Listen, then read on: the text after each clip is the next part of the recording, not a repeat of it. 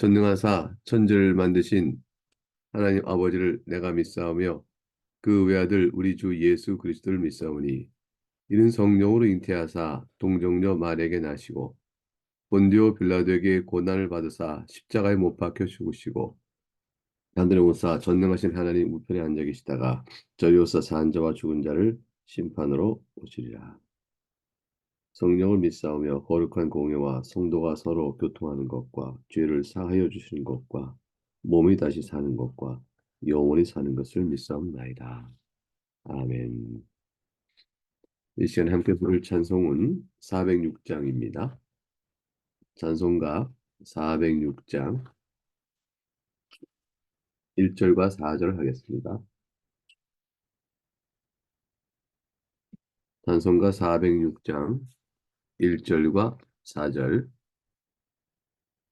함께 찬송하겠습니다. 시작. 고난 내 영혼 편히 쉴 곳과 풍랑 일어도 안전한 보구 폭풍까지도 다스리시는 주의 영원한 바르지혜 주의 영원하신 팔 함께 하사 항상 나를 붙드시니 어느 곳에 가든지 요동하지 않음은 주의 팔을 의지함이라. 능치 못한 것 주께 없으니 이 연생을 주께 맡기면 나의 모든 짐 대신 지시는 주의 영원한 바르지혜 주의 영원하신 팔 함께 하사 항상 나를 붙드시니 어느 곳에 가든지 요동하지 않음은 주의 팔을 의지함이라.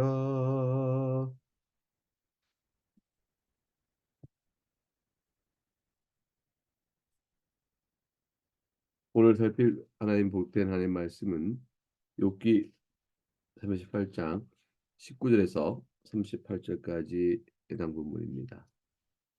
욥기 38장 19절에서 38절까지 말씀 내용은 본문의 내용을 설명하면서 본문을 살펴보도록 하겠습니다. 오늘 본문은 욥기에 있어서 절정 부분에 속하죠. 그러니까 그것은 욥이 하나님과 만난 일에 대한 기록, 또 거기에 대한 욥의 반응, 이 결말 부분이면서 욥기 전체에 우리가 하나님께 물어왔던 그 많은 질문, 욥이 하나님께 또 내어놓았던 많은 질문, 또 욥을 둘러싼 세 친구의 정죄가 왜 잘못됐는지, 또한 엘리후가 어떤 오류를 범하고 잘못된 것인지에 대한 설명이 이어져 나오는 대목입니다. 욥과 하나님과의 대화는 두 차례 나오는데 하나님께서 욥에게 선언하는 첫 번째 내용이 38장과 39장입니다. 그 38, 39장 가운데 우리가 두 번째로 오늘 38장 내용을 살피고 있는 것이죠. 40장에 가서 1절과 5절에 하나님과 욥의 대화가 있고 그런 다음에 41절부터 41장 34절까지가 두 번째 선언이 나옵니다. 하나님께서 욥에게 나타나 첫 번째 선언하시고 말씀을 주신 내용이 38장과 39절 그리고 그 이후에 40장 1절과 5절에 욥과 하나님의 대화가 잠깐 나오고 다시 41장 34절 끝까지가 하나님께서 욥에게 주시는 두 번째 선언의 내용입니다. 그러고 나서 이제 욥의 회개가 42장 1절과 6절로 이어져 가는 것이죠. 여러분 욥의 처지에서 한번 생각을 해보죠. 욥이 얼마나 흥분했을까요? 사실 욥은 하나님이 계시지 않은 듯 침묵하시는 하나님 앞에서 갑갑해하고 답답해하고 또한 울부짖었고 괴로워했습니다. 하나님의 침묵 자체가 괴로운 것이라기보다 하나님의 침묵이 괴로움으로 다가올 수밖에 없게끔 욥의 세 친구와 엘리후를 포함한 자들의 정죄가 너무 심했던 것입니다. 그리고 정죄와 더불어 그 정죄의 이유가 됐던 욥이 당하고 있는 졸지에 당했던 그 고난이 너무나도 큰 것이었습니다. 그런데 이제 하나님께서 욥에게 나타난 것입니다. 전능하신 하나님께서 친히 나타나신 것이죠. 천사를 보내셔서 욥에게 무엇인가 메시지를 전하신 것이 아니고 하나님께서 친히 욥에게 나타나 말씀을 주고 있는 내용입니다. 그러니 욥이 얼마나 감격하고 흥분하고 또 기다렸던 때가 왔을까요? 이제 하나님 앞에서 얼마나 자신의 많은 내용을 쏟아붓고 우리가 여기지껏 욥기를 읽어온 동안에 그 마음, 욥의 마음속에 가득 찼던 질문과 하나님께 쏟아붓고 싶은 그 많은 말들이 얼마나 많을까요? 그러니까 욥은 하나님이 나타난 사실에서 큰 흥분을 했을 것이라 생각할 수 있습니다. 그런데 근데 하나님께서는 나타나셔서 욥에게 말씀을 시작하신 것입니다. 그리고 그 말씀이 폭풍 가운데 주어진 것이라 되어 있습니다. 빗줄기가 쏟아지고 바람이 막 휘몰아치는 상황이 전개되더니 하나님의 말씀이 욥에게 던져지기 시작했습니다. 그리고 그 말씀의 내용은 책망의 말씀으로 시작하셨죠. 무지한 말로 생각을 어둡게 한 자가 누구냐? 대장구처럼 허리를 묶고 내가 너에게 묻는 것을 대답할지니라. 38장 1절, 2절과 3절의 말씀이었습니다. 하나님께서 욥에게 나타나 시작하실 때 첫 번째 말로 짚고 들어간 것은 무지한 말로 생각을 어둡게 한 자가 누구냐라는 것이었습니다. 욥은 근본적으로 주께서 어찌하여 얼굴을 가리시고 나를 주의 원수로 여기시나이까? 13장 22절의 말씀이었죠. 하나님, 저의 죄악이 얼마나 많았습니까? 나의 허물과 죄를 좀 알려주셔요.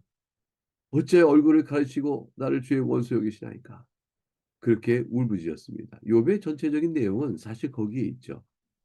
자신이 당하는 고난을 인과응보 신앙으로 풀어간다면 저의 허물과 죄가 도대체 무엇이길래 제가 이런 고통을 당합니까? 저는 인과응보의 신앙에 따라서 받을 만한 죄와 허물이 있지는 않습니다.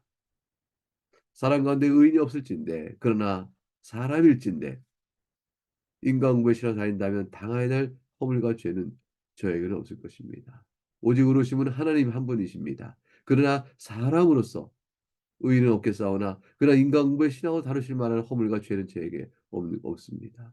하나님 저에게 말씀해 주옵소서. 제가 이 고통을 어떻게 이해해야 됩니까? 근데 어찌하여 얼굴을 가리시고 나를 주의 원수로 여기시나이까? 이게 욥의 하나님께 한 질문이었는데 하나님은 그러한 욥에게 신학적 무지, 영적 미련함을 말씀하고 계신 것이죠. 무지한 자, 무지한 자가 입을 놀리니 그가 누구냐? 무지한 말로 생각을 어둡게 하는 자가 도대체 누구냐? 라고 말씀하고 나타나셨습니다. 죄송합니다. 이러한 말씀을 듣고 욥은 회개를 하지 않을 수 없는 내용으로 마지막 종말에 마지막 이 욥기 결말에 들어가죠. 욥기 42장 3절의 말씀이 그것입니다. 무지한 말로 이치를 가진 자가 누구니까? 나는 깨닫지도 못하고 그런 일을 말하였고 스스로 알 수도 없고 헤아리기도 어려운 말을 제가 하였습니다. 하나님께서 욥에게 나타나서 첫 번째 무지한 말로 생을 어둡게 한 자가 누구냐라고 물으셨을 때 그렇게 말씀하시며 나타나셨을 때 그 말이 바로 자신에게 하는 말인 줄 욥은 회개로 42장 3절에서 이어져 가는 것이죠. 그래서 우리는 이 마지막 욥의 회개와 하나님께서 욥에게 나타나신 말씀 사이의 대목은 전체가 욥이 어떻게 해서 이런 회개에 이르게 되었는지에 대한 궁금증을 풀어주게 되는 것입니다. 우리는 욥을 응원하였을 것입니다. 욥이 당한 고난을 생각해 보면서 욥기를 지금까지 읽어오면서 욥의 편에서 욥을 응원하였을 것이에요. 그리고 하나님 어찌 말씀 안 주십니까? 물론 욥이 모르고 있었던 것이었죠. 하나님은 여전히 욥을 사랑하고 계시다는 것, 욥이 당하는 고난은 하나님이 그를 버리지 않았다는 것, 욥이 당한 고난은 그가 죄를 졌기 때문이라는 것이 아니라는 것, 그 모든 것을 우리 욥기 1장부터 읽어온 우리는 다 압니다. 하늘에서 천상에서 이루어진 일들, 그 욥이 당하고 있는 일들, 이들 사이에 하나님께서 욥을 향하여 여전한 신실한 사랑하고 있다고 우리는 다 알고 있습니다. 그러나 욥은 모르고 있었죠. 그걸 모르고 있는 욥은 그 상황 속 하나님께 묻고 자기 고난의 문제를 어, 하나님 앞에 내어놓게 되어집니다. 사랑하는 교회 여러분, 욥을 우리가 욥 아니야 믿음 있어야지 어찌 그래 하나님 여전히 당신을 사랑하셔 이렇게 욥에게 옆에서 찾아가 말씀해주고 싶죠. 그 욥이 또 그걸 믿고 자신 문제를 다시 새롭게 인대로 나갈 수 있기를 바라시겠죠. 그런데 사실은 말이죠. 우리도 똑같습니다. 우리가 당하고 있는 어떤 고난과 아픔과 환란이 있으면 여전히 하늘에서는 하나님께서 우리를 사랑하고 계심에도 불구하고 우리가 하나님께 질문을 던집니다. 그리고 더욱더 괴로움을 더해가죠.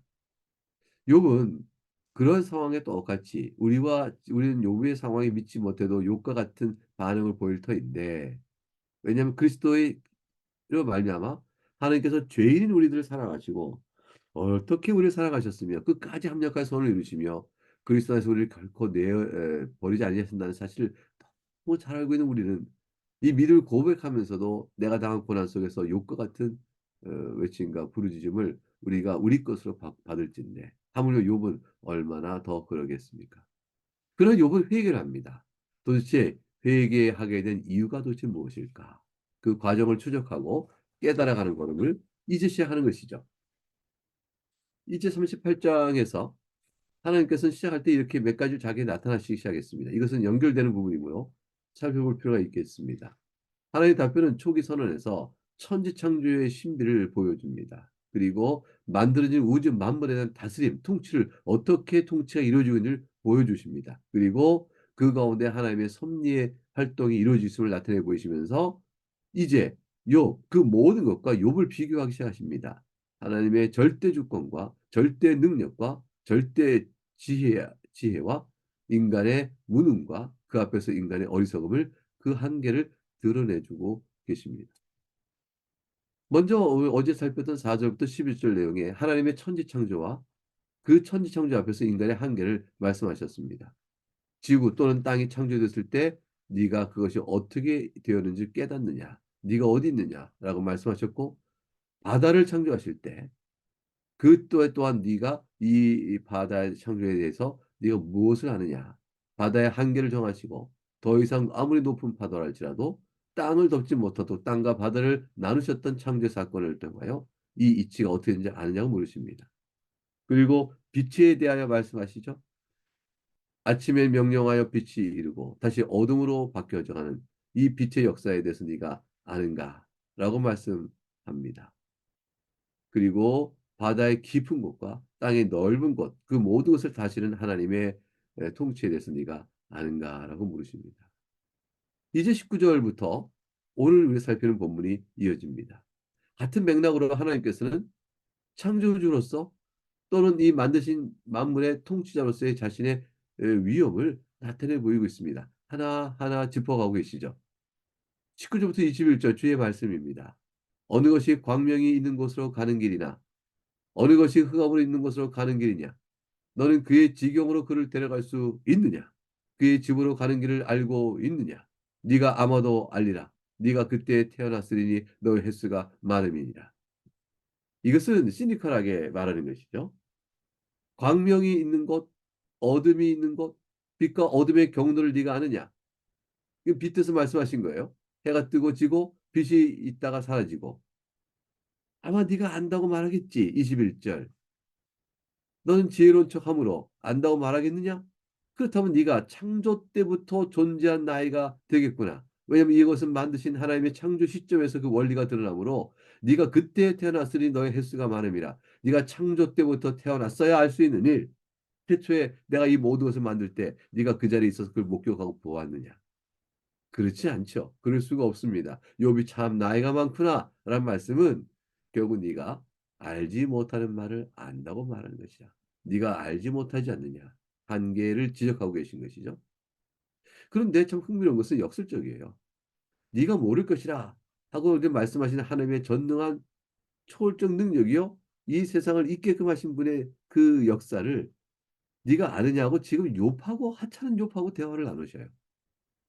하나님께서는 초월에 계시나 만드신 만물 가운데 들어오시며 그 가운데 하찮은 인간에게 하나님은 그 전능하신 하나님이 자신을 낮추어 대화를 나누시고 그들을 사랑하는 사랑을 나타내 보이십니다.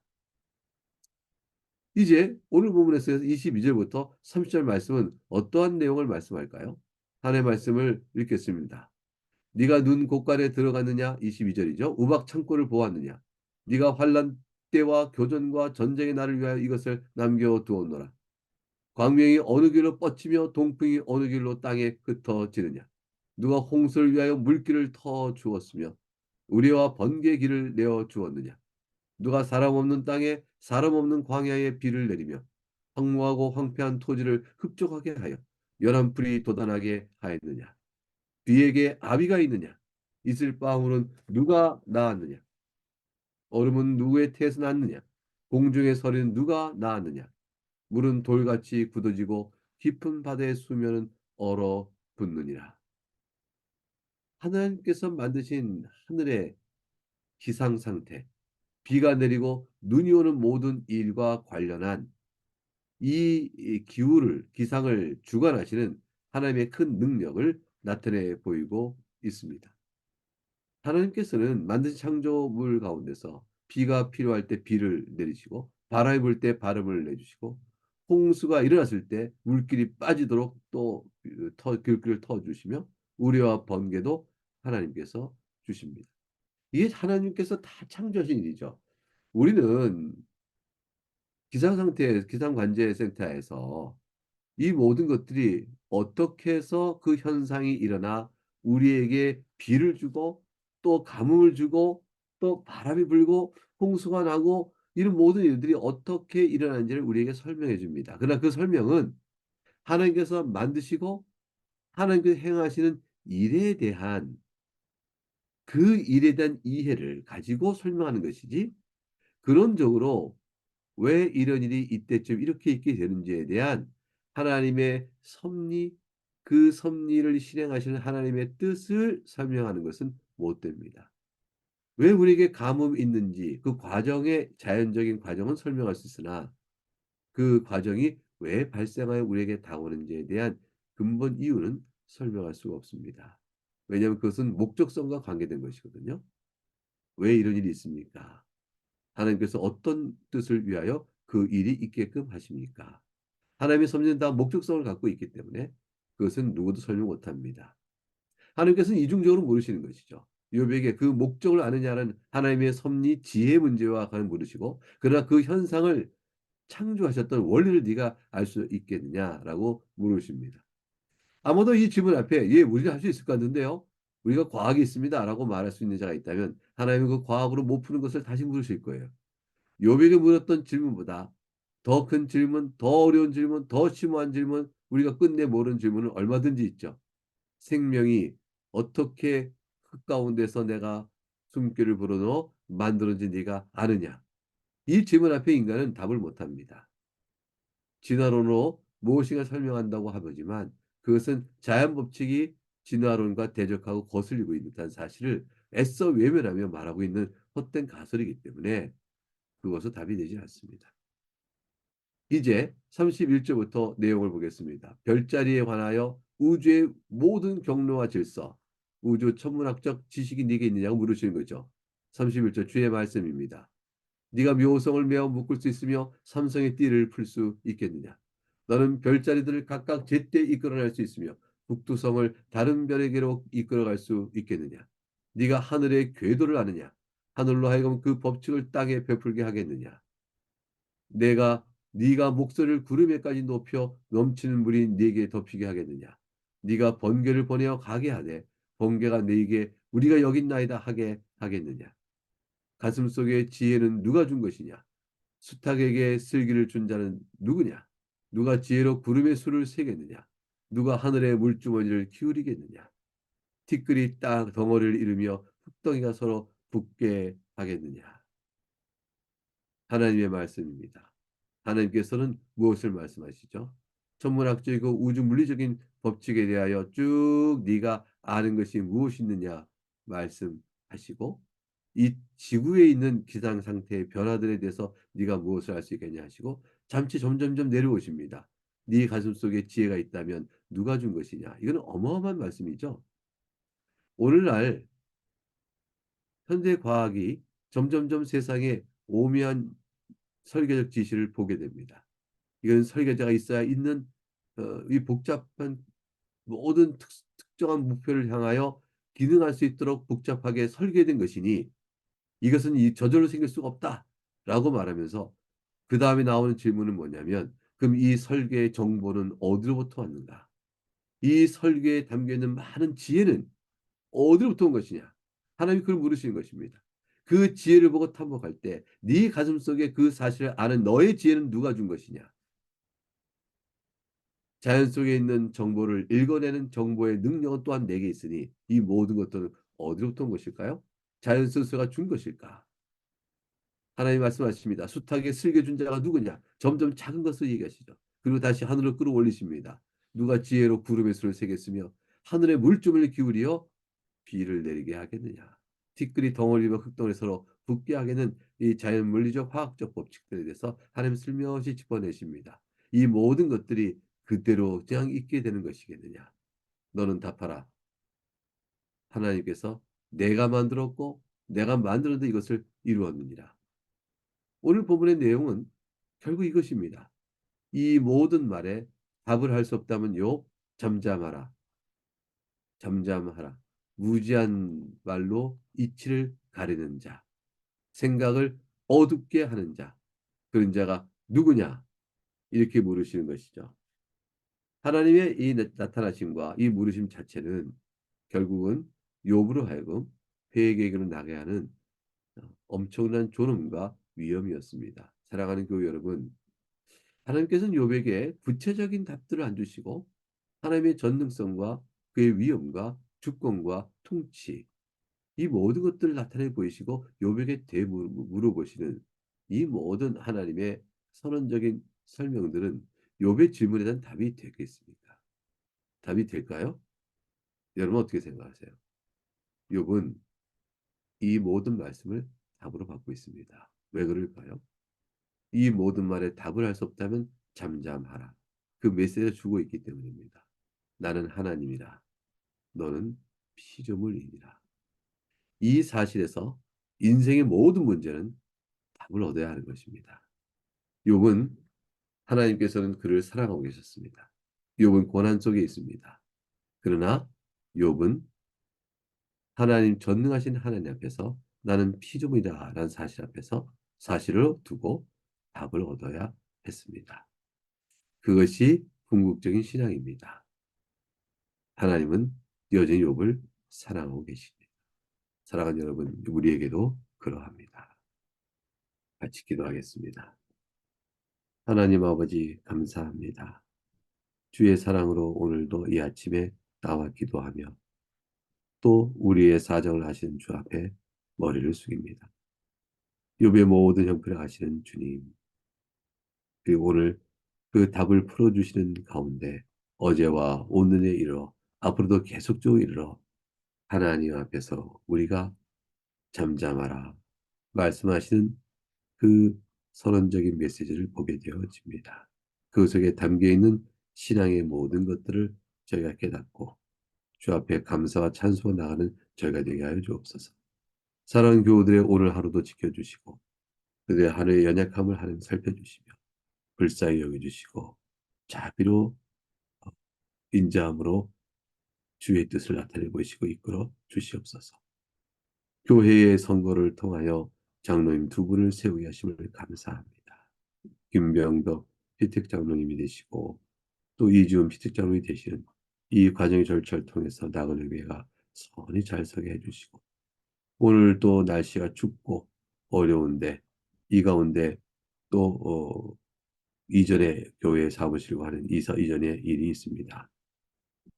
또 목요일에 흥덕의 물품을 또 옮겨오는 고단한 이사를 성실껏 하고 수고한 주의 종들을 기억해 주시고 하나님께서 또한 그들의 헌신을 나중에 큰 상으로 갚아 주실 줄 믿고 감사를 드립니다. 오늘 하루를 모든 주의 축복 가운데 주 내리시는 복 가운데 나그네 교회 권속들이 지낼 수 있기를 바라옵고 감사히 예수님 이름으로 기도합니다. 아멘. 주님 같은 기도를 주께 같이 올림으로 순서를 마치겠습니다. 하늘에 계신 우리 아버지, 이름이 거룩히 여김을 받으시오며 나라가 임하시오며 뜻이 하늘에서 이루어진 것처럼 땅에서도 이루어지이다. 오늘 우리에게 일용할 양식을 주시옵고 우리가 우리에게 죄 준 자를 사하여 준 것 같이 우리의 죄를 사하여 주시옵고 우리를 시험에 들게 하지 마시옵고 다만 악에서 구하시옵소서. 나라와 권세와 영광이 아버지께 영원히 있사옵나이다. 아멘.